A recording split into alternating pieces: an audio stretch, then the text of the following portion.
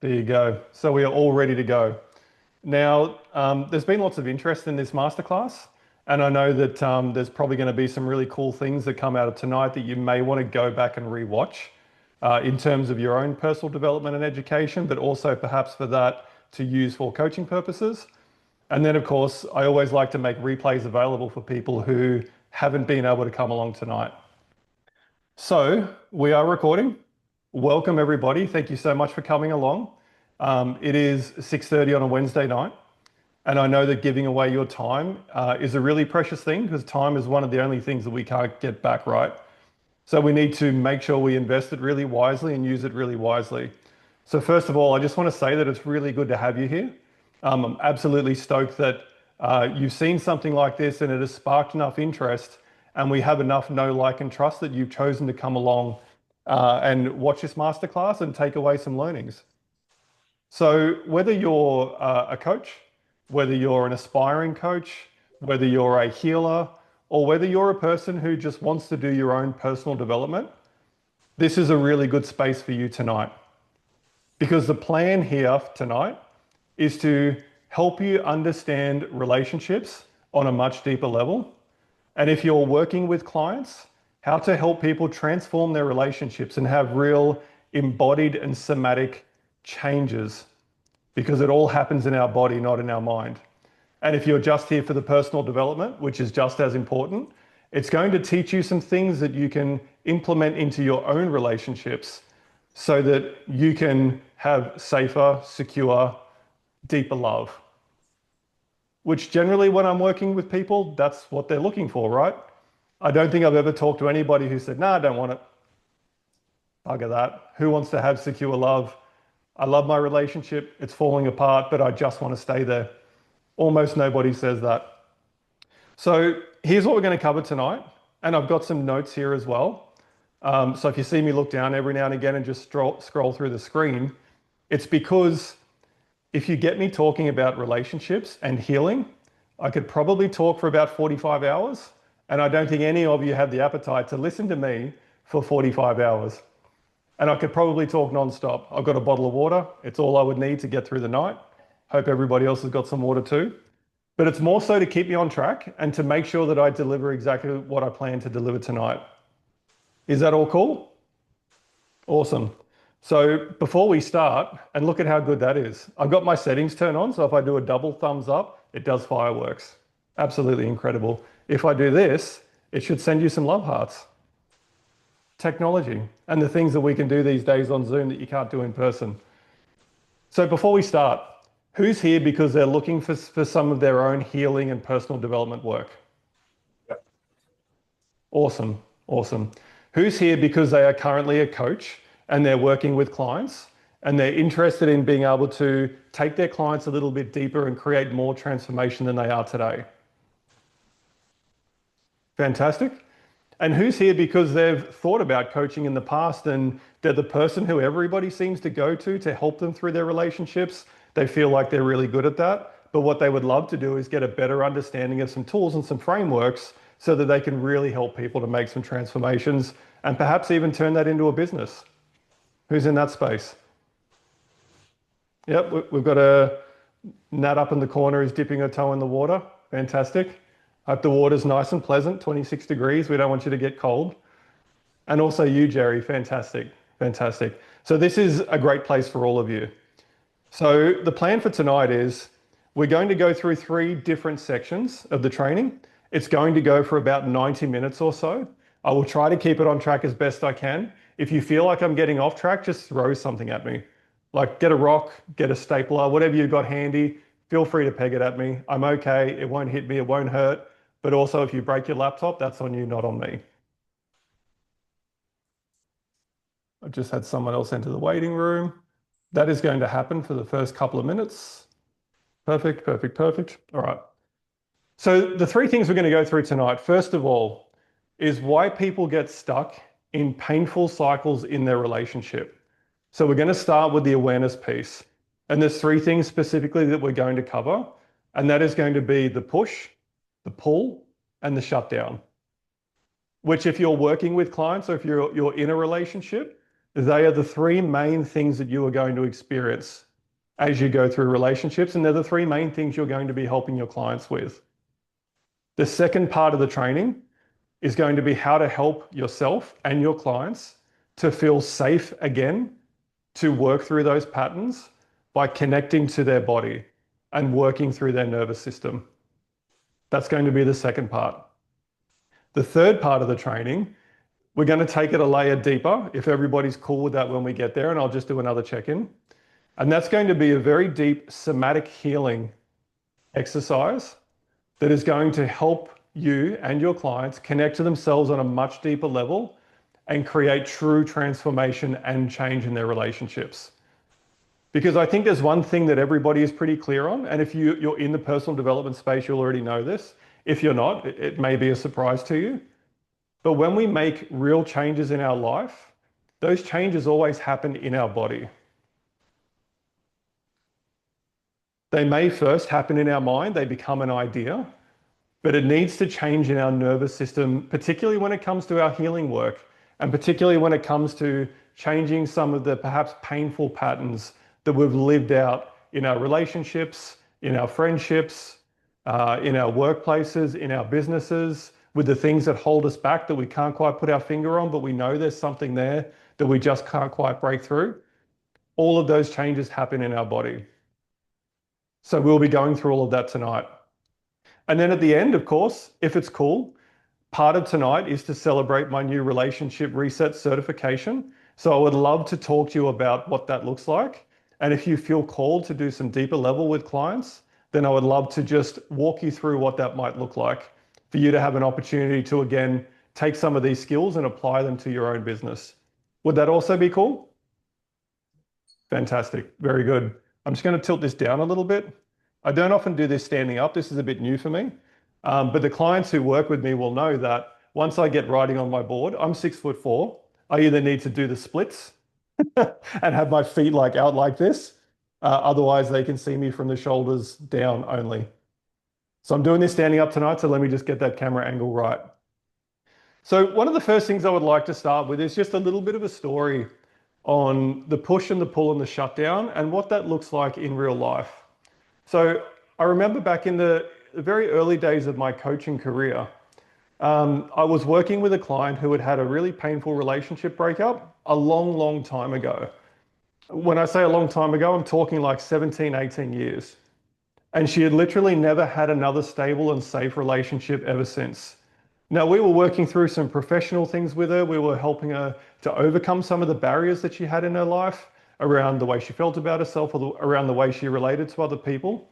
And when we got to the relationship portion of the program, she had a huge breakthrough. And it was one of the very first big breakthroughs that I'd ever delivered to a client. Now, the breakthrough that she had is that we started to talk about something that's called your attachment style. And that's part of the training that we're going to go through tonight. So if you haven't heard of that, that's okay. We're going to go through that. But she had an aha moment where she went, you know what? After she finished crying, she went, you know what? My husband and I had a really great relationship. We loved each other dearly and deeply. And we've co-parented our son right up until his 18th birthday, really, really well together. And we get along great. And neither of us have gone on to find love again. But at the same time, we could never actually put our finger on what went wrong with our relationship. We went through all the functional things. So they went through the better communication piece. They went through the shared values and beliefs and vision piece, which is also really important. They went through all of the date nights and all of the, trying to praise each other more. But when we went through this attachment style work, particularly for her, and the way that she feels and behaves and the subconscious drivers that she has in her relationship, she had this huge breakdown because she realized if she had have known this back then, they would have had something else to work with. But unfortunately, they just could not keep their relationship together. And as a result, they still had all of this love for each other. They still had all of this care for each other. And they had stayed single, but stayed friends and co-parenting ever since. So from that time on, I knew that relationship work, and particularly work around attachment style, has a huge amount of power to create real change in our clients, to create real transformation, and to allow them to give and receive love on a much secure level and a much deeper level than what they could access at the time. Really, really profound. It's been a big part of my work ever since. Does that resonate with anybody? Do any of those things that I said, do you feel a bit of that? Do you sense a bit of that? Has it happened in your relationships or with clients you're working with? Just some nods or some thumbs up or some smiley faces or waving hands? Yep, awesome. Just so I know you're all still awake and alive. I can get on my soapbox a bit sometimes, so just forgive me if I go off a little bit too much. But that is all cool. So in this first section, what I want to talk about is specifically attachment styles and why relationships can sometimes get so hard, even though there's lots and lots of love. Now, I believe that there are three key ingredients to relationships, and they're really important. And you can start taking notes if you'd like to take notes. I'll also write some stuff on the board and I'll provide photos of that, which is all cool. And at the end of the session, of course, I'll email out a workbook to everybody because everybody loves a workbook. And I would love for you to be able to use this with your clients as well. So there's three things that all relationships require. And I think we would agree that almost every relationship starts with attraction, right? There's got to be some attraction. There's got to be some chemistry. There's got to be some, oh, that person interests me or is super hot or intriguing or there's something about them or I love their energy. But relationships always start with attraction. Now, attraction will keep a relationship alive for a while. It will allow you to get a certain distance into the connection that you have with each other, the love that you have with each other, because we all remember, and you may still be in it, that chemistry, that excitement, that fluttery stomach feeling of learning about somebody new and the love that you get and the passion and the sex is great and everything's amazing and it's like you're on fire, right? We all experience that in relationships. And then at some stage, it starts to become a little bit more functional. So the second key ingredient in relationships is to have a shared set of values and beliefs. And that doesn't mean that we have to agree on everything. It doesn't mean that absolutely everything has to be in alignment. You know, if I support this political party, then they have to. And, you know, if I like to go to the gym and they don't, then this isn't going to work. It's not everything. But of course, the things that you do have in common are great. The things that you don't have in common, the values that are not necessarily opposite, but different to each other, generally complement. And that's where the supportive work of being best friends and lovers starts to come into play and you start to get some longevity out of it. And then, of course, the third key ingredient is shared life goals. If there's those big shared life goals that people don't have, so let's say I wanted to have children and my wife doesn't, that's clearly not going to work, right? Or for example, if I loved adventure and loved travel and I wanted to backpack around the world for the next 5 years and she just wanted to set up in a stable job and settle down and live in one place and, you know, be born in a country town and grow up in a country town and die in a country town and never see the rest of the world, we're going to have some clashes there, right? But if we have some shared life goals and we can negotiate really well and communicate, because those things go without saying, I actually don't even consider those ingredients, they're just must-haves, that they have to be there, then you can imagine a relationship goes from attraction to shared beliefs and goals to long-term life goals. And when two people then have the ability to communicate well and also have the ability to work through challenges together, you've got a great recipe for a long-term relationship. And that's what it's really all about. The second one, Need2, is shared beliefs and values. Just a common set of shared beliefs and values. You're very welcome. Now, there is one other thing that we just talked about, which is less of a logical relationship and less of a functional relationship aspect. And it's actually our subconscious. And the reason that our subconscious is so important is because, one, it's really hard to spot. It's really hard to understand what's going on. We just know that things are happening and we don't always know why because they're sitting under the surface, not in our conscious awareness. And the second thing is because everything that we do in life is a pattern. Everything we do in life is a pattern. And tell me this, when you get out of the shower every morning or every night, whenever you have showers, I bet you dry yourself in exactly the same order. It's a pattern. Yeah. We don't even think about it, right? It's just a pattern. It's just what we do. It's how we learned. It's how we were taught. It's what we do. We don't even think about it. When we get in the car, we probably sit in the driver's seat, we put our foot on the brake, we plug in our seatbelt, we turn up the stereo, we look over our shoulder, we look in the rearview mirror, we put on the indicator, we put it in drive, we start taking off, and our mind's not even there. We're thinking about other things. We're thinking about where we're going, what we're doing, who we're with, how much of a great morning we've had, or how good we were at the gym today. It's all our subconscious patterns. Now, I'm not going to go through a full session on conditioning here tonight and the patterns that were given to us by our parents and by society in our formative years.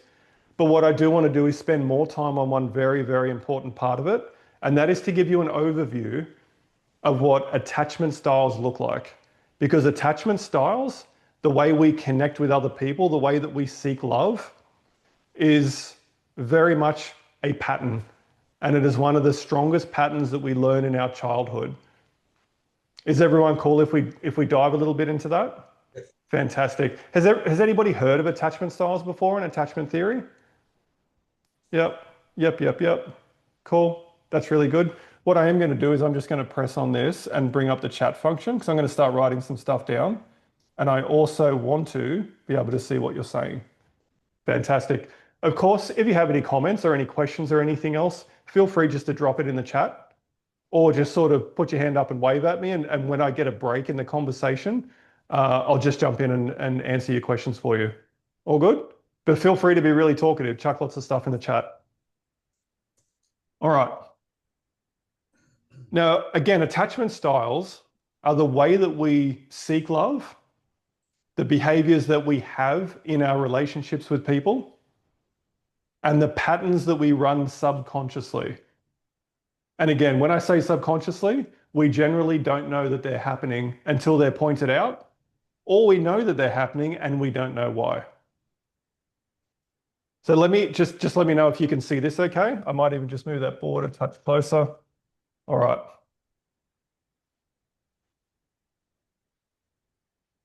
Everyone can see that all right? Do I need to straighten that up a bit? Is it a bit glary or is it all good? No, it's all good. Perfect. And feedback's fine. So if it's a little bit glary or you can't read something, just let me know. I'll write it a little bit bigger. Now, there are four main attachment styles that people learn and develop over their childhood and over their formative years, because that's where most of this happens. And what it comes from is the ability of our parents to regulate our emotions, to be there for us, and to make us feel safe when we were growing up and when we needed that. Particularly in those first few years, sort of that 0 to 3, when we have no ability to regulate our emotions at all, those years are the most important. And if our parents were able to be there for us and console us and hold us and regulate our emotions when we were dysregulated, by dysregulated, I mean we're crying, we're anxious, we're upset, we're scared, we're frightened, any of those things that take us away from our baseline. If they were able to do that, we generally grow up with what's called a secure attachment style. Is that big enough for everyone to see? That's all good? Awesome. A secure attachment style. And this is about 25% of the population. No, it's not. Scrap that completely. It's 50% of the population. I just added another 25%. It's actually 50% of the population. It's not 25 at all. I'm already thinking ahead to the next one. So what that means is that in the relationships that we have, We are able to communicate effectively with our partners. We're able to understand their needs. We desire lots of closeness and intimacy with them. We're able to be a partner when it comes to being able to work through challenges. And we are able to show up for them in a way that they need us to show up. So if our partner's upset, we are able to console them and be there for them and share our love and support and connection. And they feel okay with that. Does that make sense? About 50% of the population. Now, the second part of the attachment style is anxious or anxiously attached. Now, this is 25%. I'm not going to change it. It is definitely 25%. 25% of the population is anxiously attached. Now, what happens with an anxious attachment and how that is formed is when you were in those formative years again, and you are dysregulated and you need your parent, whether that's mother, father, whoever raised you, to co-regulate you, they were not always there to do that. So you were not always consoled. You were sometimes left feeling scared or feeling upset or feeling dysregulated, and you didn't have somebody there to regulate you. Sometimes you did, and sometimes you didn't. And what this can leave you with is an anxious attachment style where you feel overly sensitive towards other people's emotions, particularly your partner in your relationship. Now, what that might look like is that if you're in a relationship and your partner has a terrible day at work and they come home upset, you start to think that maybe you have done something wrong because you're overly sensitive to the way that they feel. You would be concerned about the general state of the relationship. You may be concerned that they might leave you. You may be concerned that you are too needy. You would need a lot of feedback and a lot of reassurance in your relationship that everything is okay and that they do love you and that they're not mad at you. And if they haven't replied to your text messages, it's just because they're busy. So because that love and that support and that regulation was not always there in childhood, we grow up trying to recreate that in our relationships. And we become overly sensitive to it. Does that make sense? Everyone's cool with that? Perfect. Now, the third one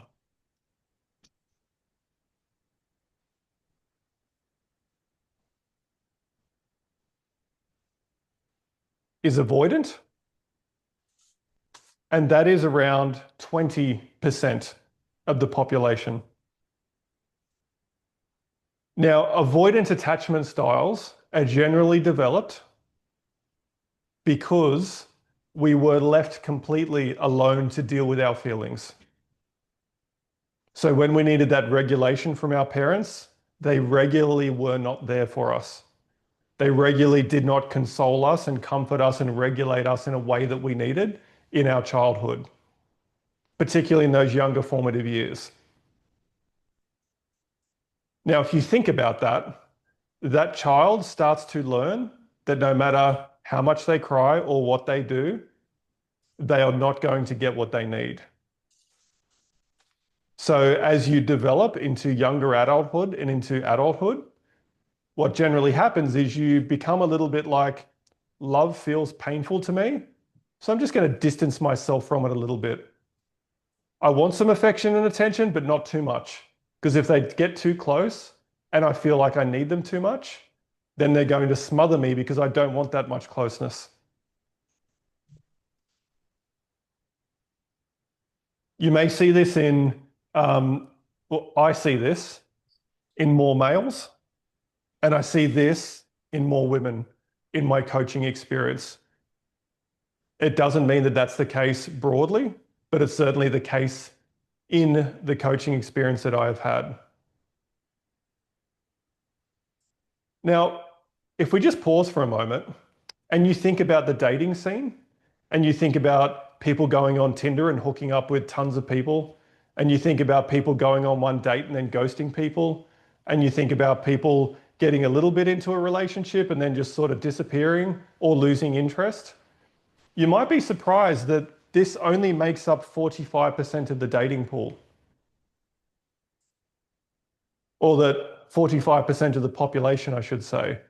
Because if you ask a single person, particularly a single woman, they would say, this is all the men I meet are like this. They're all avoidant. They don't want relationships. They want to hook up. They want to hit me up on Tinder in the middle of the night. They want to come around, have some fun. They don't want to date me. They don't want to introduce me to their parents. They don't want anything long term. And if you talk to men who tend to be in the dating space, this is almost all the women they see.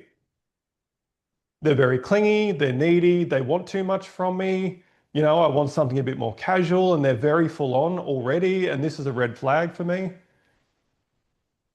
But if you think about that overall picture, these secure people generally aren't in the dating pool, which is why you would come across so many anxious and avoidant people if you happen to be single, because the secure people are in long-term relationships. They tend not to leave them. They tend to work through the challenges that come up. And even if they do end, they find another long-term relationship and they stay in that. So when you're working with your clients, if you get the feedback that that's got to be more than 25% because everyone's like that, or that's got to be more than 20% because everyone's like that, that's because they're in the dating pool because they don't keep relationships together well. And then, of course, one of the worst combinations that you can have is an anxious partner and an avoidant partner, which is one who wants more intimacy and more connection, and one who doesn't want that because I want some, but don't get too close because you're smothering me. I want you to stay away a little bit. Don't get too close to me. Somebody who's really preoccupied about the relationship and the other person's emotions and making sure everything's going okay, and they don't want this relationship to end, and what if he leaves me? And then the avoidant who's like, hey, don't be so clingy, don't be so needy. If the relationship ends, big deal. I'm not that attached anyway. I'll go find another one. So you can imagine, has anybody ever gotten, and I'm sure you have, two magnets and turned them around the wrong way, and you try and push them together and they're just like you just can't force them together? That's what it can feel like with an anxious and avoidant relationship. And that is where we get, I might just write this in, I'll write this in black so it's nice and big. The push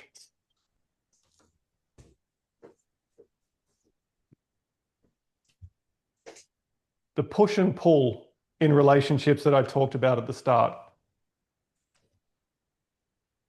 The push generally comes from the anxious, and the pull generally comes from the avoidant. Does that make some sense? Am I taking this at the right pace and explaining it okay? Everyone cool with it? Yep, fantastic. Awesome, awesome.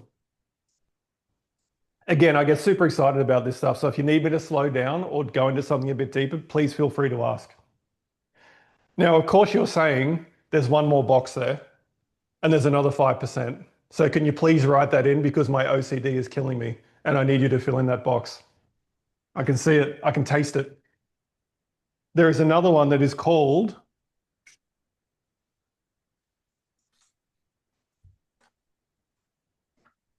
disorganized. And this is about 5% of the population. Yes, Nat, just like trying to push two magnets together, exactly right. This is about 5% of the population.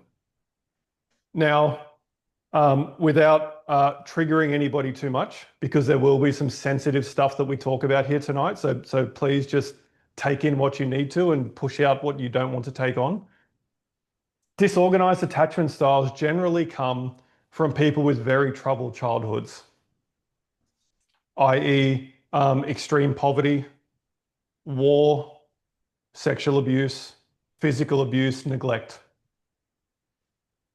All of those things can cause a disorganized attachment style, which is essentially a combination of these two things that make it very, very difficult to have relationships.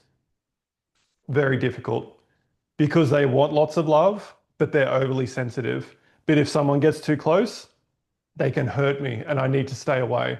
I need to distance myself from that.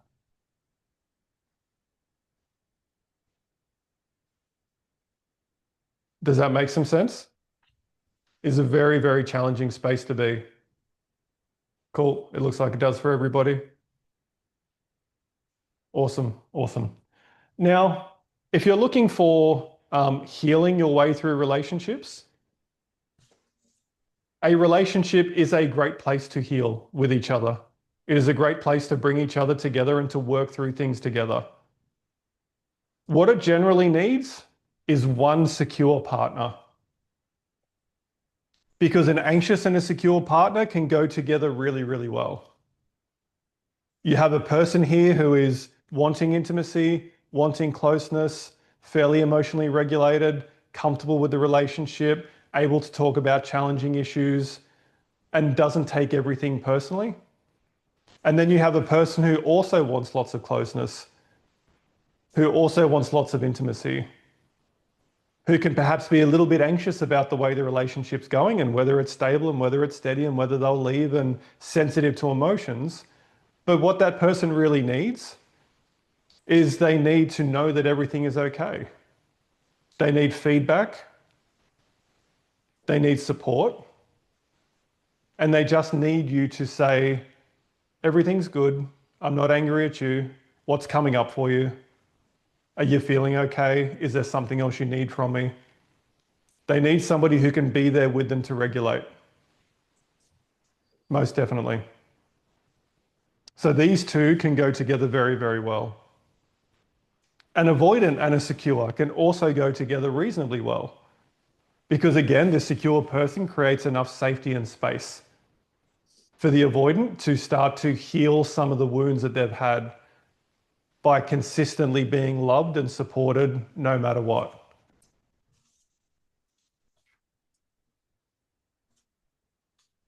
The most challenging one, and I'm not saying that it can't be overcome, again, is these two, or disorganized with anybody but a secure person. Because with the right amount of work and with two people who genuinely want to make it work, who want to do some healing work, who want to unravel their patterns, who want to be secure in a relationship, that can still work. But both people must want to. Now, what you may come across in your coaching experience is generally these people want to fix their relationships and these people don't, because they don't see there's a problem. They just know that they're being smothered and their partner's too much. And they think it's all the other person's fault. It's been my experience. Anxious people, of course, want more closeness. They want to know what they can do to fix it. And sometimes they see their own patterns and behaviors. So you can see the push and the pull in that. And then with both of those comes the shutdown.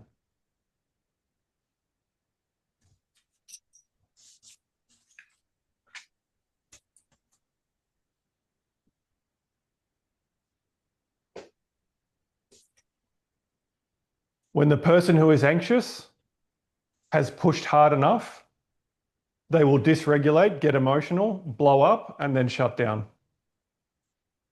And generally walk away.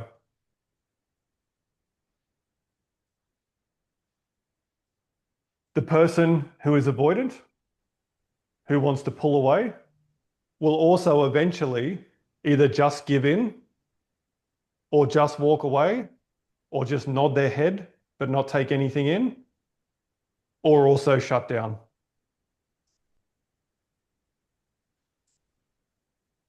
So we have a push, we have a pull, we have a shutdown.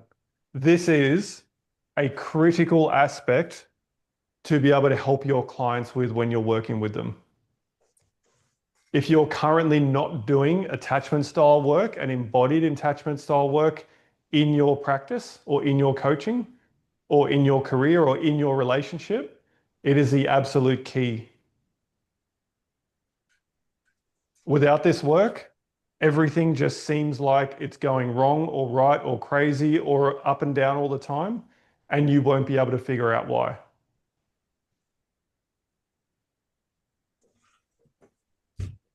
All right, that was a big teaching. Now, what I'd love you to do is to just drop something in the comments, just letting me know if there's one of these that you feel may describe you better, or you see in your partner more, or you see in your clients more. Just drop a little note if one of those resonates. And I'm going to grab a quick drink of water because I just spoke a lot. Hello, Julie. Thank you for joining. Anybody? Is anybody going to be brave? Yep. Sorry, I was late, Adam. I had a bit of trouble getting in to start with, but I That's tried all good, another Julie. link and got in. Not a problem. Ah, Thank you. And you can always catch the replay for the first part of it anyway. thank you. I think I'm anxious. And what's that one underneath? Anxious? Disorganized, Oh, which is a disorganized. combination of anxious and avoidant. Oh, yeah. Okay, thank Yep. you. Can you be Mm, a mix? Yes, you can be a mix. Absolutely. okay. And there is a document that we generally give out to clients as well, where they can just go through and do a very simple checklist based against a whole heap of questions, and it will tell you what you are. But most people are somewhat of a mix. You can also be a mix depending on the relationship that you're in. In some relationships, you may feel very settled and very secure. In others, you may feel anxious. In others, you may feel avoidant. Because as well as those formative years, your attachment style can change throughout your relationships as well. So yes, definitely you can be a mix. I'm anxious, hubby's avoidant. Yep. Okay. Avoidant, I'm probably secure and avoidant. Okay. Really, really good insights, guys. So I feel like I must have explained that fairly clearly. If people have a pretty good view of what they think they might be, did I keep that nice and simple but deep? Mhm. Fantastic. Awesome. Now, is everybody okay if we now skip to the next section? Now we know why this is so important. We know the patterns that it can cause in our relationships, and we know the pain that it can cause in our relationships.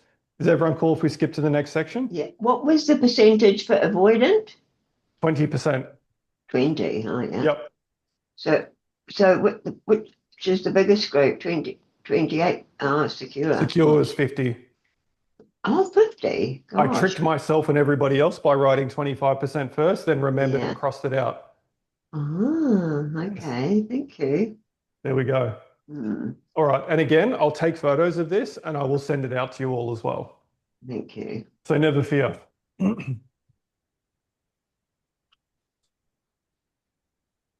Okay. So this next section is about embodiment and about starting to understand how to work with our nervous system. Because now that we know what some of the challenges are, now that we know some of the push and the pulls that we feel, and some of the push and the pulls that our clients will feel, and once you have that really nice overview of what the different styles and what some of those behaviors look like, you will either be able to think about the things that you do in your relationships, or you will be able to listen to what your clients are telling you and start to form a view of what they may be experiencing and some of the things that they may do. And once you see people kind of gravitate to one of these categories, you will find that most of the behaviors are the same across lots and lots of people because we're all very unique and very different and all very much the same in the way that we behave, particularly people of a similar age group, because there were, generally parenting styles at that time that drove the way people parented. You know, back in my day, I'm going to say it, even though I'm only Mhm. 45, parenting was very strict. Now, with younger generations now, it's not so strict because they have learned that there is more emotional work you can do with your kids and more regulation and perhaps a little bit more freedom in the way that you allow them to express themselves or do things.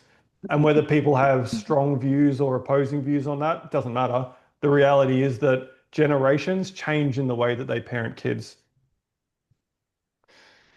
So this next section is going to be more about, so how do we overcome this? Now that we know what it is, what do we actually do about it? Because knowledge is one thing, acceptance of what's going on is another thing, But how do we actually change this? And how do we do the work to enable us to move towards a secure relationship, or at least to be able to recognize our own behavior and work through it so it doesn't become a push-pull? So to see our behaviors and go, I'm doing that thing again. I know this is my anxious attachment style. This is now how I do something about it. Yeah, that's what we're here for. Everyone good for that, for us to move into that section? Awesome. Well, don't mind me throwing texters. There we go. Can I just ask a quick question about push-pull? You Does can. that mean that say if I know I'm a bit anxious about something, but I'm trying to be secure, I'm having a sort of push-pull between secure and anxious, and I might even feel a bit disorganized as well. So my pulling and pushing between the different ways. Yeah, so what the push-pull describes is just some really simple and easy to understand terminology about the way we try to connect with our partner. I And for see. example, the anxious person in a relationship who wants more intimacy and wants more Mm, closeness and wants to know they're loved and needs more mm, attention will mm, generally push more in a relationship I see. and feel like they're needy and feel like they're Yes, too much. I see. And Yeah. then the avoidant person in a relationship is generally the pull, which is they feel like their partner may be smothering them and they tend to Yes. step back a bit from their relationships and Oh, they're yeah. not as engaged. They're not as Yeah. willing to show up for their partner and to be there Yeah. for them. I see. Yeah. Thank you. Good Yep. explanation. You're Yeah. very Thank welcome. you. You are Mm, very welcome. mm.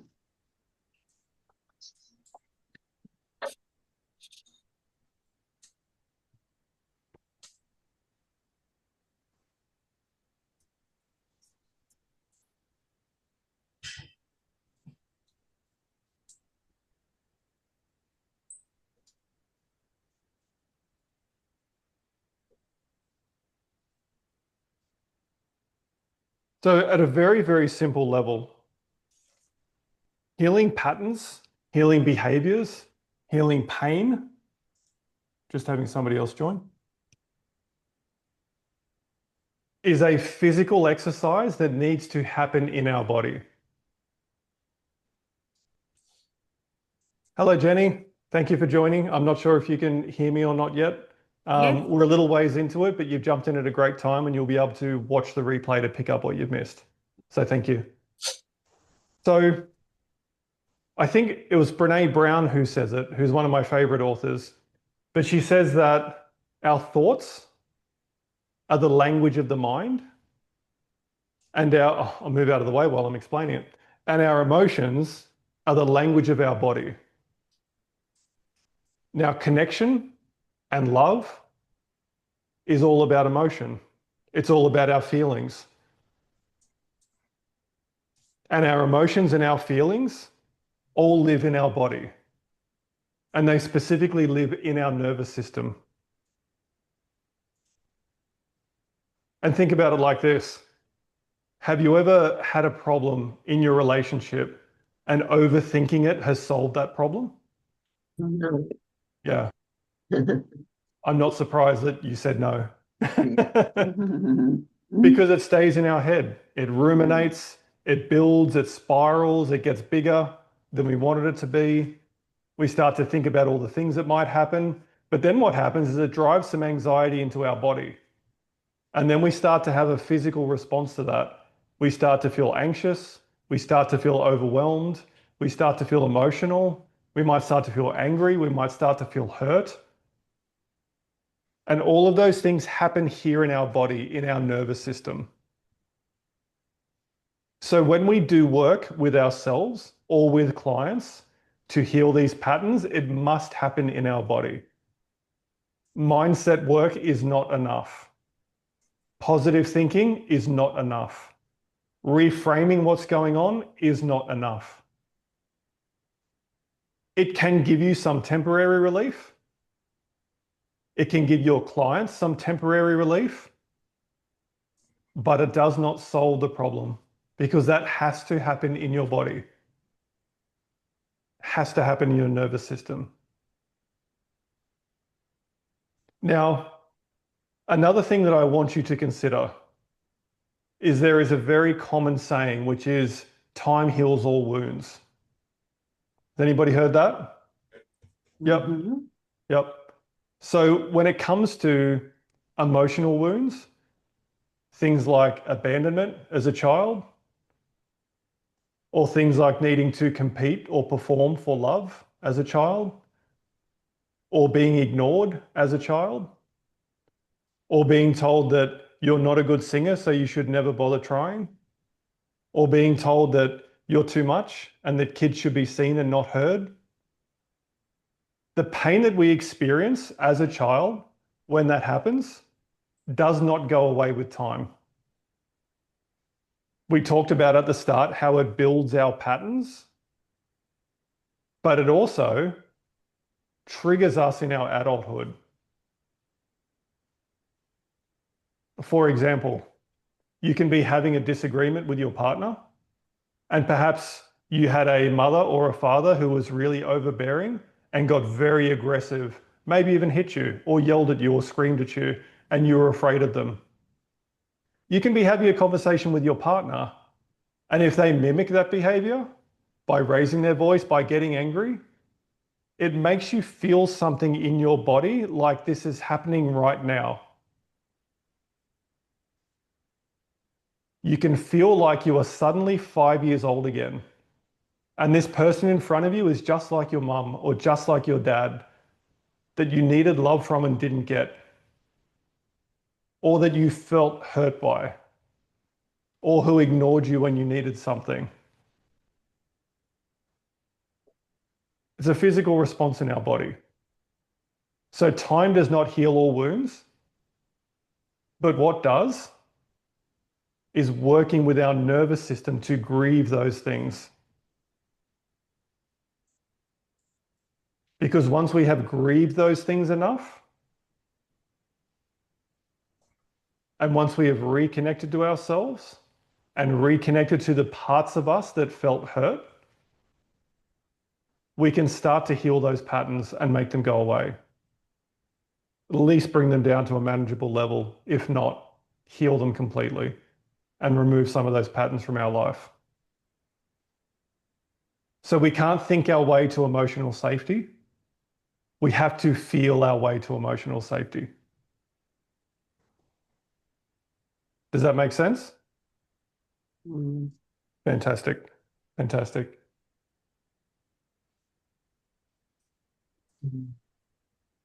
So let's now talk about how do we do that?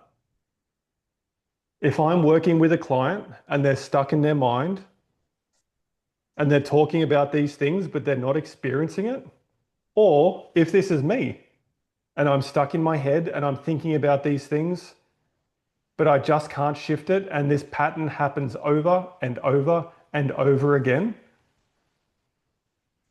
what we need to do is to start to work with the parts of us who felt that as a child, who felt that pain that time did not magically take away. If we haven't grieved that and we haven't felt the pain that we felt back then, it will stay with us to this day. And to our nervous system, it is like it happened yesterday. It's like it happened a minute ago. It's like it happened 5 seconds ago. It stays with us until we do something with it. Now, once we've taken up all of that capacity inside of our nervous system and not done anything with it, have you ever felt like you've just absolutely gone off for no reason whatsoever, or something tiny just blows you up and it shouldn't? Mm-hmm. And when you come back down from it, you're like, my God, what was that about? How come I couldn't control that? It's because there is already so much in there that it's like putting a drop of water in a full bucket. It's just going to flow back out. And if it's a bigger event, it's like dropping a giant rock in a full bucket of water. It's going to splash out, right? It's going to go everywhere. You're not going to be able to control that. There's just no way that you can.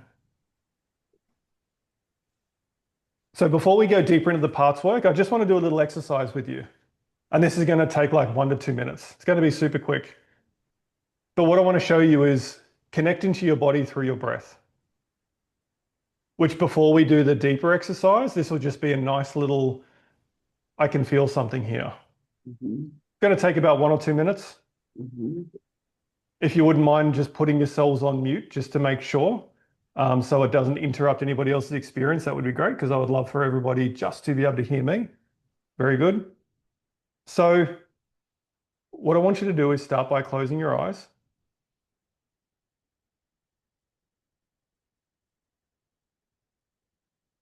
And I want you to start to take some deep breaths, nice and long and slow, in through the nose,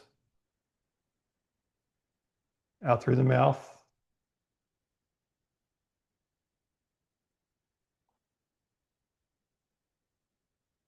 And then I want you to intentionally relax your shoulders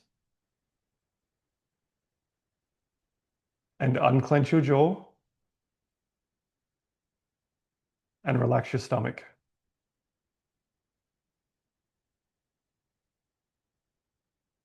And then just keep on breathing those nice, long, slow, deep breaths.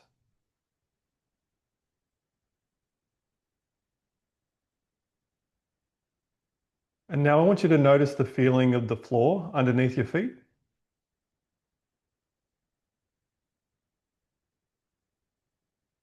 I want you to notice your back against the chair.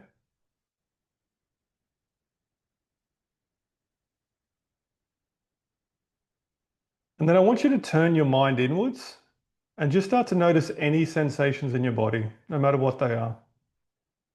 Any sensation anywhere.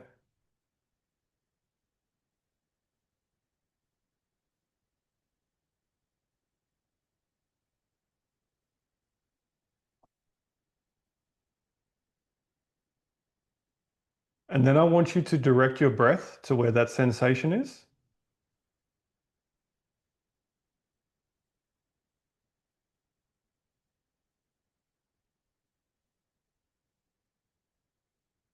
And in your mind, I want you just to acknowledge that sensation. Just say, hey, I see you.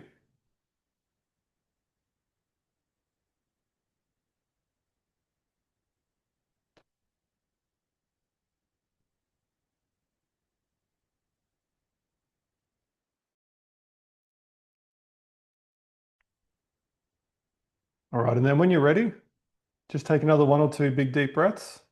Then you can just gently open your eyes and come back to the room.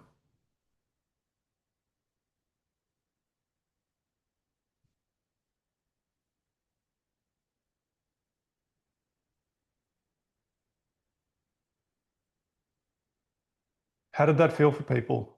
Type something in the comments. Just something that you noticed, something that you felt. Can be a word, can be a description, how you feel now, whatever it is.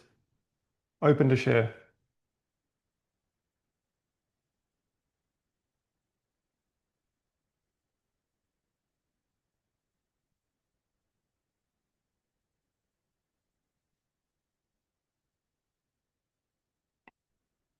Felt calm at peace. Fantastic. Felt calm. Excellent.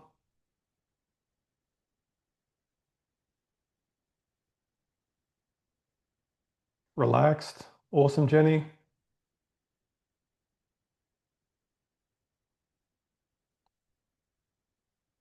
That's good. So we got some nice connections back to our body. And that in total went for about 2 minutes. That's how quickly we can start to connect into our nervous system and to be able to bring ourselves to a state of calm, to quiet our mind just a little bit and take away some of those thoughts and just be back with ourselves. Tension in the neck, was happy I saw it, felt seen and acknowledged, neck a bit looser. Awesome. Awesome. Really good, Julie. Really good. So what I want to do now with you is I want to take one of those exercises a little bit deeper. Is everyone cool with that? Fantastic. First, I want to give you a very quick overview of why we're going to do it.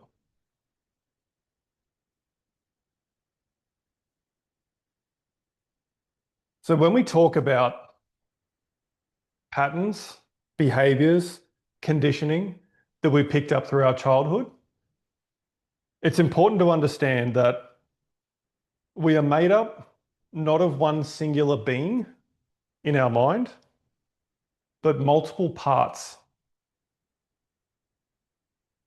There are multiple aspects of us living in our mind.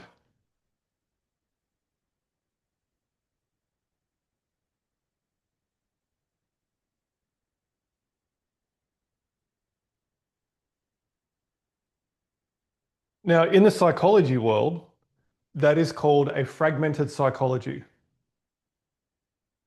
It does not mean you're bipolar. It does not mean you're schizophrenic. So if you're concerned, don't be concerned. It's not what I'm saying at all. But what I am saying is that there are multiple parts of us that are there all the time. You know, sometimes you can feel like really excited about doing something, but also really scared about doing something. Perhaps it's opening a business. Perhaps it's quitting your job and getting another one. Perhaps it's asking somebody out on a date. Part of you is really excited, part of you is really scared because this part wants to do it and this part says, what if they say no? Or this part wants to open a business and this part says, oh my God, what if you fail? What will people think? This part wants to get another job and this part's like, but you're so safe here. Are you sure you want to do this? Do people have those sorts of conversations in their head? Yeah, I do all the time. Fantastic. So they are your different parts. Now, these parts of us can, through those formative years, start to learn that they need protection or they need to protect us. And they may need to protect us because, one, our parents weren't there when we needed them to be, and we've developed an attachment style, or because we experienced some sort of trauma. And everybody experienced trauma of some type, whether it's what you call big T trauma or little t trauma. We all experience some of it. For example, your parents getting divorced is traumatic for a child. Having to change schools and losing all your friends because you moved interstate is traumatic for a child. Having one of your teachers hold up a drawing in your class and say, this looks nothing like a unicorn, I don't know what the hell you've drawn here, embarrasses you and shames you and can be traumatic as a child. A parent who only gives you love when you perform, or makes you work for love, or ignores you because their friends are there. And again, children are meant to be seen and not heard. All of those things leave marks on us. And I would also like to preface that by saying, what I'm not saying is our parents were bad people. And most parents did not do any of these things deliberately, but they were just working with the skills that they had, which were passed down from their grandparents, or our grandparents and their parents, most of which were around during wars and famines. So you can imagine that these things get passed down through generations, of course, with generational cycles in there. I'm not saying our parents were bad people. No matter how well our parents parented us and loved us and cared for us, they could not meet all of our needs. So there will be parts of us that feel shy. There will be parts of us that feel outspoken. All of those different parts. Now, some of those parts are the parts that hold our attachment styles. They're what hold our anxiety or hold our avoidance in our relationship. And there is a skill to being able to work with that part and to be able to hear and see and acknowledge that part and have that part feel safe enough that it no longer feels like it needs to protect us. It no longer feels like it needs to drive our behavior, because avoidance is a protection method from being hurt, because part of us was hurt when we weren't nurtured as a child. And anxiousness is a protection method from that part of us that was sometimes looked after and sometimes not, and didn't know if love would be there, so feels the need to work extra hard to get it. Make sense? So the key to healing attachment styles are to work with people's parts, to allow them to grieve, to allow them to put down the protections they've been carrying, and then to allow them to feel safe enough inside of us that they're no longer this childlike version of us that has been hurt and they no longer need to protect us. But they can be there to support us and to love us because our parts don't go away. We reassign them new jobs. And the term for that is reparenting your parts. So if you're looking into the psychology frames, reparenting your parts. But it's something as coaches that we work with deeply with clients to help them make transformations.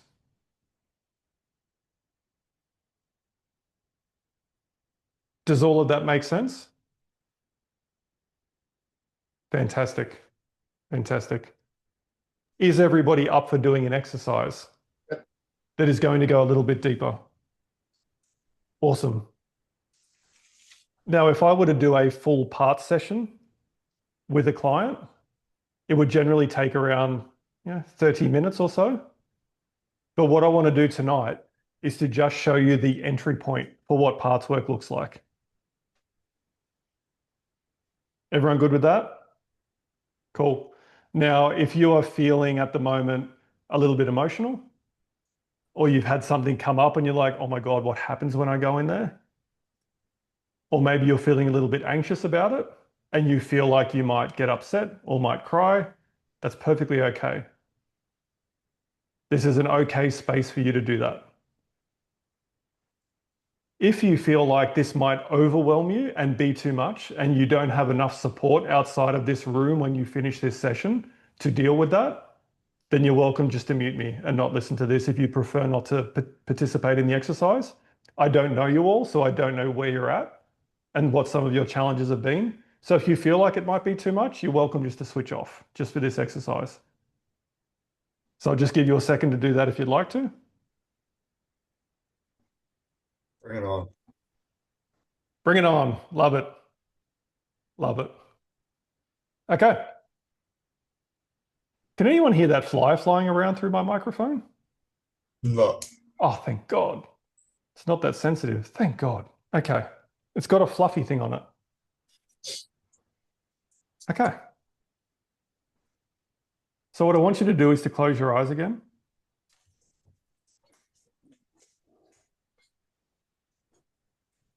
I want you to go back to that place that you were at before. Start to take some long, slow, deep breaths in through the nose, out through the mouth.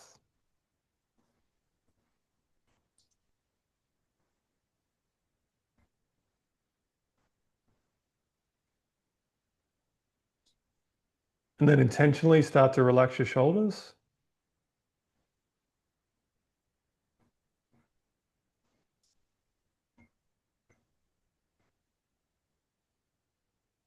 Unclench your jaw. Soften your stomach. And connect to your body.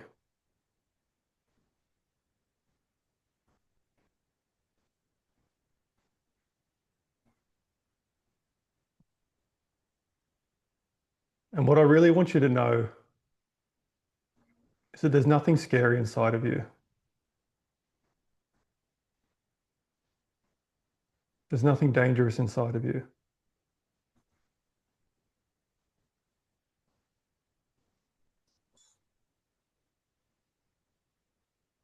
Anything that comes up for you is okay and accepted and loved.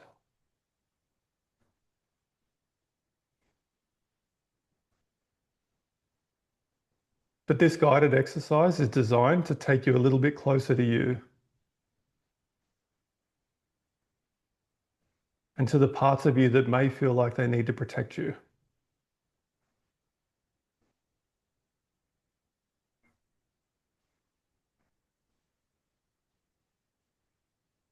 So take a moment to bring to mind a part of you that feels like it may need some attention. Maybe it's the part of you that felt abandoned, unloved, too much. Whatever space you would like to work in is okay.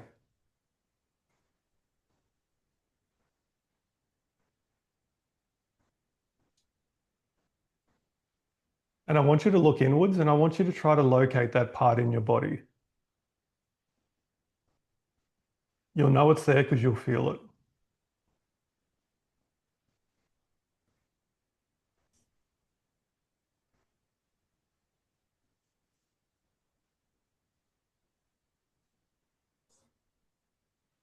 And if you feel a little bit of protection around it, or like something's trying to steer you away, then just acknowledge that part as well. And let it know that you're here and you're okay.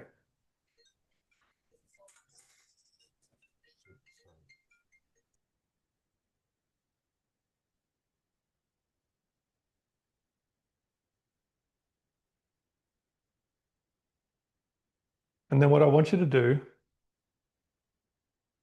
is to picture yourself in a park.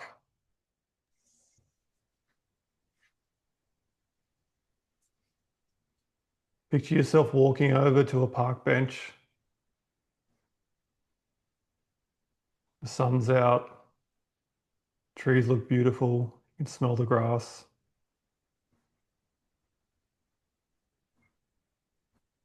And I want you to sit down on the end of the park bench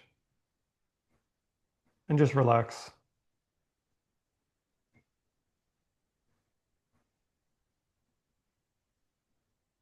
And then I want you to notice that at the other end of the park bench is a child.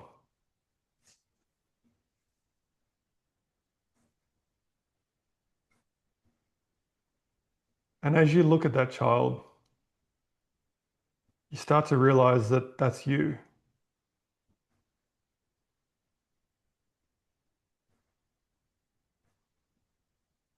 You're about 5 or 6 years old. You're wearing your favorite outfit.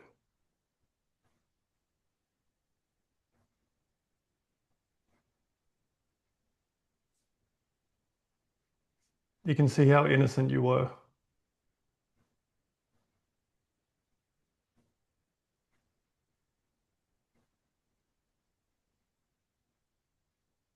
And then I want you to shuffle a little bit closer over to that child.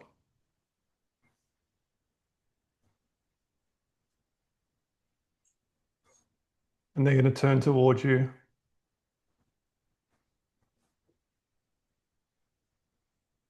And you can see right into their eyes.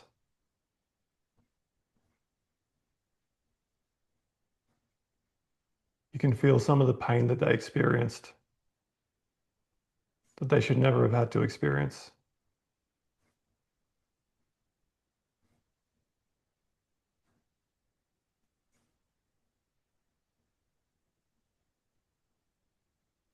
And I want you to reach out and take them by the hands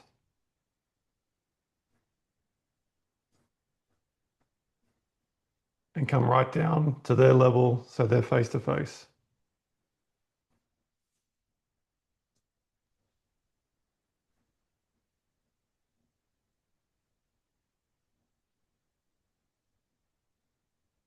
And I want you to say to that version of you, I know you're scared.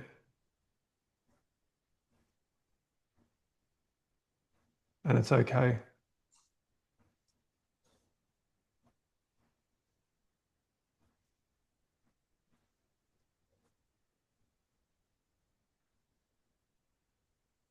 I know that you've been giving me these messages and these signs. And I'm so sorry that I ignored them.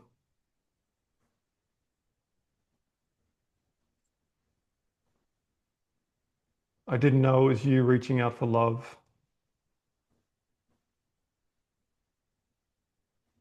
I didn't know that you needed me so badly.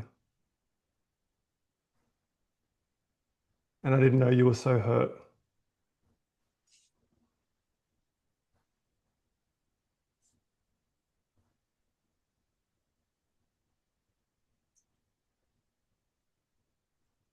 And then I want you to allow some of that pain to flow out of them, down their arms, into your hands, up your arms, and into your heart.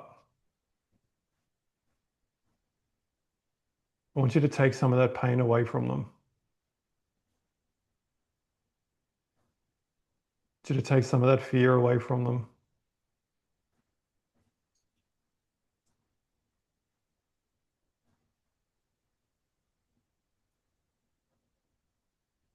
And just breathe it in.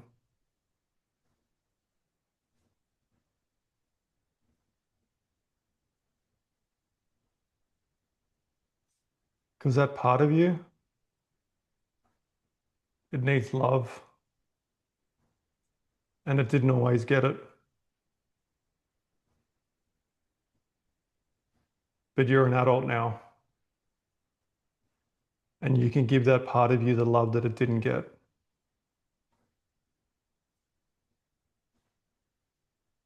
You can give it the care and the attention that you so craved from your parents that you missed out on.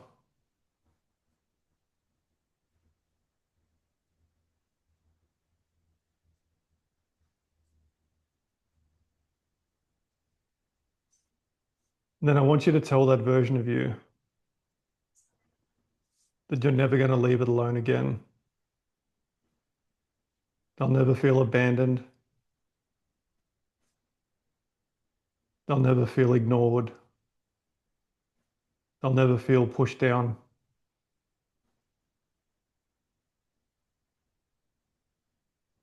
And let them know that you're going to come and visit them even more. That you're always there for them. And let them know that you love them.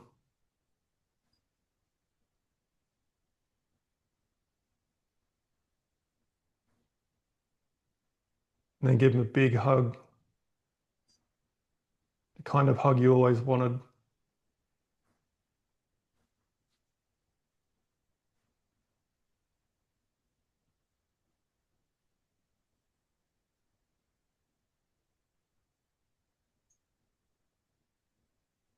And then just let them know that now that you know they're there, you'll keep coming back and visiting. But for now, you're okay. And you're an adult. And you're going to protect them forever.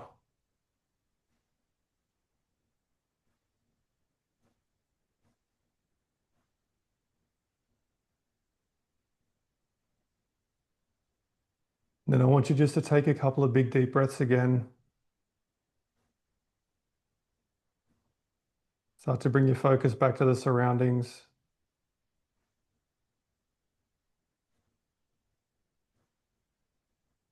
And when you're ready, you can just gently open your eyes and come back to the room.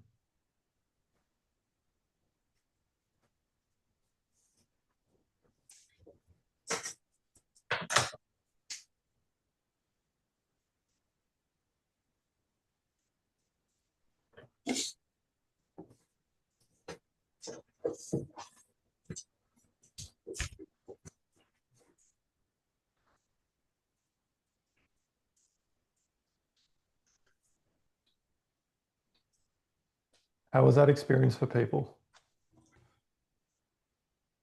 Pretty deep. Yep.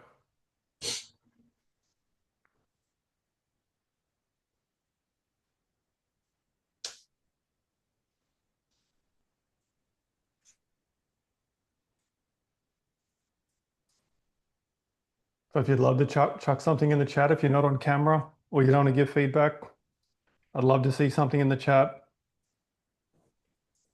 Something you noticed, something you saw, whatever that experience was like for you.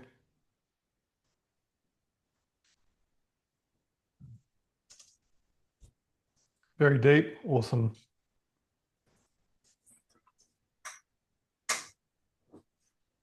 So that's the entry point to deep healing work. And that's the entry point for working with our body and working with our nervous system to be able to really help clients break through and to be able to break through ourselves. Very loving, fantastic, Jenny.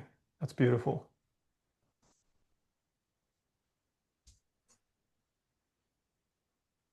So what we've covered so far tonight is we've covered some of the challenges we have in relationships and how we end up where we are, those unconscious drivers. We got a little bit of an understanding of our parts and a taste tester of what it feels like to connect to our body and get out of our mind. And then we're able to go a little bit deeper again and to be able to really connect with those parts and start to reparent them, which is where true healing comes in. And in a longer session like that, you'll see clients start to release a whole heap of emotion and really start to somatically work with their nervous system to be able to heal on a deeper level. Because we have to feel to heal. There's not enough mindset work. There's not enough avoidance. There's not enough positive thinking that can do that type of work. And it's why I'm so passionate about it.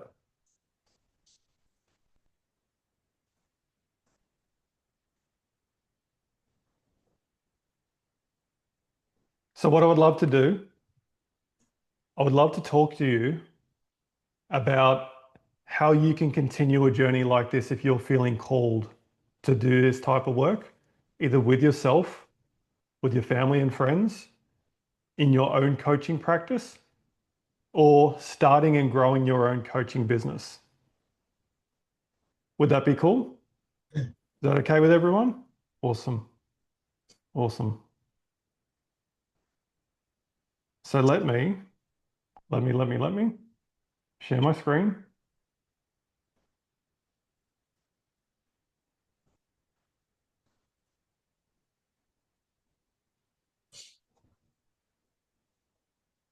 Beautiful. Can you see that okay? And is it full screen? Yep. Oh, I love technology. I love the stuff that we can do. So as I said at the start, part of tonight is to celebrate the launch of the Relationship Reset certification. So for those of you who know me, I've been in the coaching space for about 3 years, working full-time in my own business. And I've been doing empowerment and relationship work for all of that time. So working with people on the kinds of things that we just went through to help them heal painful relationship patterns, self-esteem, self-confidence, and to grow into the person who they truly want to be. But without a doubt, the most life-changing work that I do is on people's relationships. So what I've decided to do is to launch a certification to help other people to help other people. Because this type of work has grown me a multi-six-figure coaching business over the last 3 years. It's enabled me to live with financial freedom, time freedom, and to quit a 60 to 70-hour job that was absolutely sucking the life out of me. Now, I believe that there's a gap in the coaching industry. I think there's lots and lots of coaches out there now, and probably your Facebook is flooded with them, and you're probably getting lots of messages from people all the time. Now, I firmly believe that not enough people do this type of somatic work, and they do a lot of mindset work. I believe that there's lots of really good coaches out there and lots of really good people who want to help, but don't have the framework, the education, or the time and effort to go and join a 3-year coaching certification before they can start to do something with their business. I also believe that there are a lot of 2-day courses and 5-day courses which will sell you a coaching certification and expect that after 5 days of 2 hours worth of training a day, you will have all of the skills, confidence, business knowledge to be able to break people's addictions, relationship cycles, anxiety, and depression. And I just don't believe that's true. And I don't think that people should be working with clients with such a low level of experience, particularly if they want to create real change. So 3 years into my coaching journey, I've decided to take my entire program and give it to people. And what that looks like is me creating a certification where you integrate all of the tools and do the work first. So you know how it feels. You create your own healing and your own transformation. You can only ever take your clients as far as you go yourself. So if you haven't done this level of work, you will find roadblocks in your coaching. You'll be limited to how well you can help your clients because they will feel it from your nervous system, even if you pretend really well. The second part is around education. And here we go. The second part is around education. And this is teaching some fantastic world-class coaching skills, as I did for about 12 months for the Coaching Institute, mentoring hundreds of coaches on how to be a better coach and running facilitations and trainings for their business after 1 year in my own coaching business. So the education portion is one, learning coaching skills, but also you receiving my done for you, what I call business in a box. And what that means is I take my entire coaching program end to end, session by session, and I give that to you. I take all the workbooks and exercises that I do with clients, and I give that to you. I take all of the frameworks that I've developed from all the different places I've studied over years and thousands of hours of coaching with hundreds of clients and give that to you. I take all of my branding off it. You put all of your branding straight on it. And it is a sellable coaching program that is tried and tested with no guesswork. You know that it works because it's worked for 3 years. And then I provide a certification for you, which means you will work with a client, you will record the sessions, you will submit them to me for feedback and marking, and we will help you to build your confidence through mentoring so that you know that you can actually deliver these sort of programs.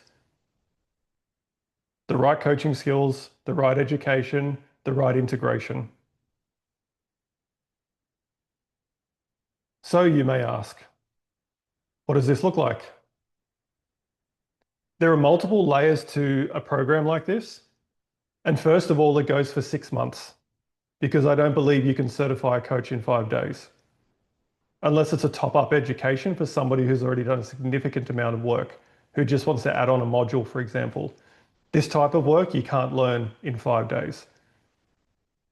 So it is a 6-month course, and it starts with an education portal with all of the frameworks, which are all research and psychology based, all video recorded for you, as we've done here, all structured so you learn at your own pace, and you can always lean back on those frameworks whenever you would like to, always at your disposal.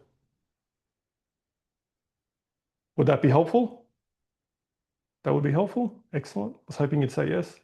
If you went, nah, don't want that, it'd be weird. Now, to support that, there is weekly mentoring for the 6 months.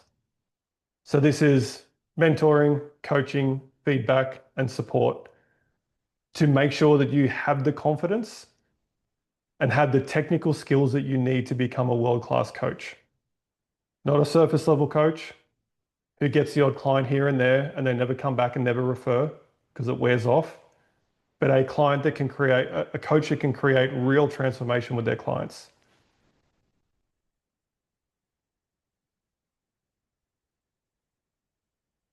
You then get a done-for-you framework and coaching program. In the industry, it's called a white label program, which means it is all done for you with no branding, and you can put your branding straight onto that so that you can start to work with clients immediately, including the sessions, frameworks, exercises, workbooks. And you can even reshoot and recreate the videos if you would like to. All done for you, no guesswork at all. You then get business and marketing support.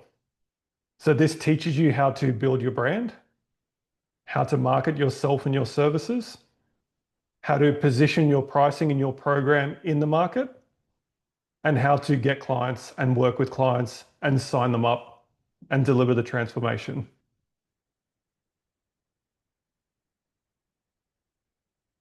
You also get exclusive access to our Facebook group, which is for paying clients only. This is where you come together with a community of coaches who are all on the same journey, doing the same certification, and you can ask for support, whether that's direct support, whether that's marketing support, whether that's a post you've created that you want a marketing expert to look at and give you feedback on, whether it's branding support, whether it's inspiration or connection with other members. So you can feel like you are fully supported, not just by me and the other people who work in the program, but also by the other members. Does everyone love a Facebook group? Fantastic. I thought you would. So the value. The educational portal is worth $3,000 for a fully shot online course that you could sell standalone and people will buy it. The 6 months of live mentoring is akin to a paid coach. Anywhere between $6,000 and $25,000 you would pay for a paid coach for 6 months. I put it at the lower end, $6,000, because I don't want you to think I've just made up numbers. The business in a box, which is a done for you program that you could immediately sell for between $3,000 and $5,000 working with clients and have hundreds of clients behind it, have thousands of hours of coaching behind it, and knowing that it is successful and it works and it's proven is worth about $10,000. The business and marketing support ongoing is worth $5,000, and the exclusive Facebook community is about $1,000. So the overall value of this program is $25,000.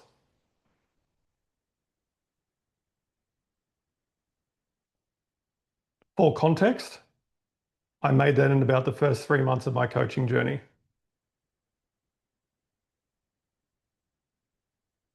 The investment for you is $10,000. So rather than the 25, the investment is only $10,000 for the course. The potential of this kind of coaching business is essentially as much as you would like to put in it or not put in it.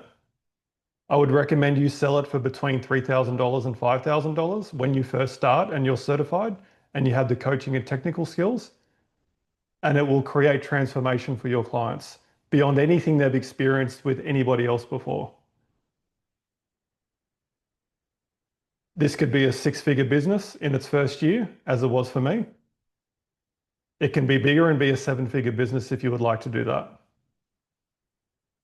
Depends on how big you would like to scale this thing. Now, at the moment, we are running some foundation memberships where the price is $5,000. And that is available until the end of this week.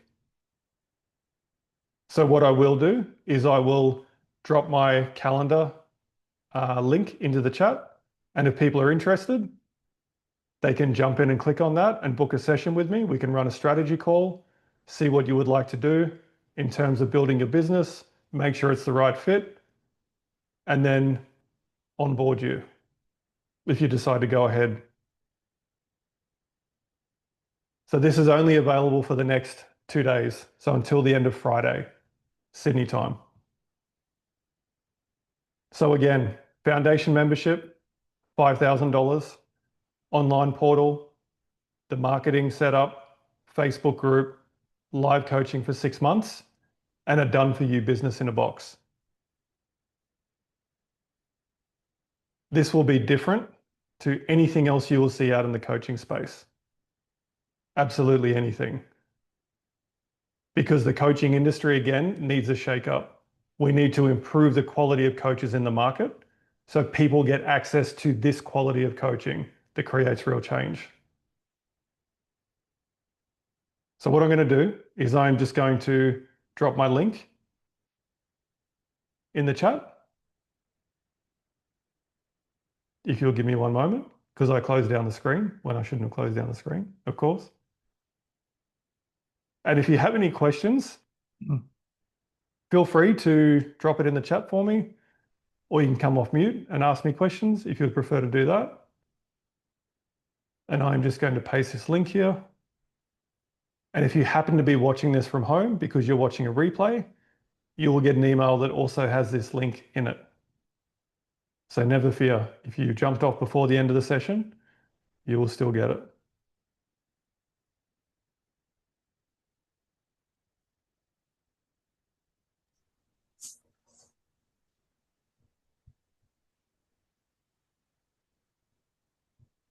There we go.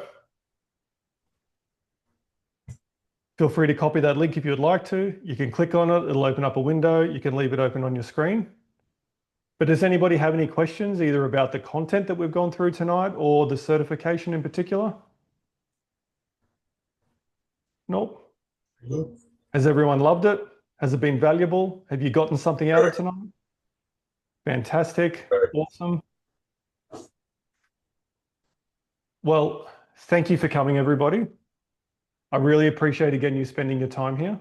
I love that you're more interested in relationships. I think that everybody needs to do this type of work at some stage in their life.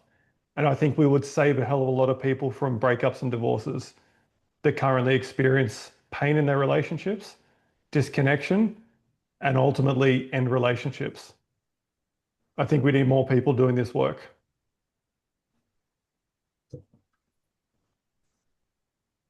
Wonderful. Well, thank you, everybody. Did you have a question, Nat? No, I was just going to say thank you very much for your time. You're very welcome. Thank you again for coming along. Thank you, Darren. Thank you, Thank mate. you, Heidi.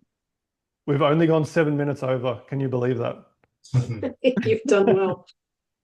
We often go over on sessions because, again, I get very excited about this stuff. That's But if you're good. catching the replay, thank you so much for watching. Much love. Awesome to have you here. And you will also get a copy of the link. If you don't get in your email for whatever reason, please reach out through my messenger or through my Facebook. I'll make sure you get a copy. Otherwise, much love, team, and I'll see you again soon. Legend. See Thanks you, for everyone.